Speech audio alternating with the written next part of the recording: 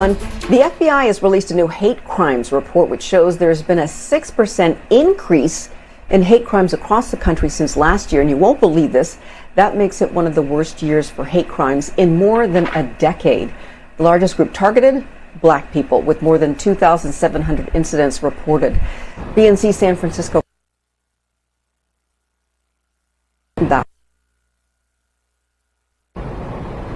Good afternoon, Lavernia. The FBI says there were more than 7,000 hate crime cases last year involving more than 10,000 victims. That's the most they've seen in the past 12 years. Now, the FBI is pledging to do more, but some civil rights groups say there's a bigger concern. They think these numbers are probably wrong, and there's a reason why. Last April, Carl Chan was walking through Oakland's Chinatown when he was attacked from behind, and his attacker yelled a racial slur. My left knee was severely hurt, bleeding. Of course, the blow to the back of my head absolutely, still giving me a headache. Why it happened, he doesn't know, but he says he can't give too many details since his trial is set to begin. I think at that moment, everyone was thinking much about survival. And then I guess also figuring out what to do next. What he did next was report it. According to a just-released FBI hate crime report, hate crimes targeting Asian Americans were up 70% since 2019, totaling 274 incidents. But the largest group to experience hate crimes were Black people, with more than 2,700 incidents. That's a 43% spike from last year, making them the most targeted racial group by a wide margin. There were more than 500 incidents against Latinos. The FBI says that more than 60% of victims were targeted because of their race or ethnicity, 20% due to their sexual orientation, mostly against gay men.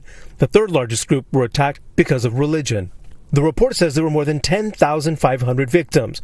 More than half of the crimes were for intimidation, 28% were assault, 18% were aggravated assault, and more than 50% were committed by white people. It's important that the FBI is collecting and publishing this data, but at the same time, what's always frightening with the government published numbers is that many people in our community don't feel comfortable even calling on law enforcement. And Zahra Billoo is the executive director of the civil rights group Council on American Islamic Relations. She says many groups are reluctant to report hate crimes. It could be because of immigration status, fear of retaliation, or because of the history of spying or racial profiling by law enforcement on those communities. As a result, she believes the hate crime numbers are likely much higher as such crimes become normalized. We are absolutely concerned that, in general, our community has come to, unfortunately, accept that they will experience hate crimes. And so that's one reason they don't report that, is it's become normal. And so they underreport by default. Some people don't even acknowledge the existence of hate crimes. They think that it's just a traditional crime. Criminal justice. One of his concerns with the FBI report is just how widespread hate crimes are across the country and how difficult hate crimes can be to prove. It was only in 1990, with the passage of the Hate Crime Statistic Act, that the U.S. Justice Department was required to keep track of hate crimes. Professor Wood says there needs to be tougher laws on the books than just hate crime enhancements, which is often given out in many cases. This idea of a sentence enhancement because of the super duper sentence, that's some prosecutors, some judges don't even acknowledge it.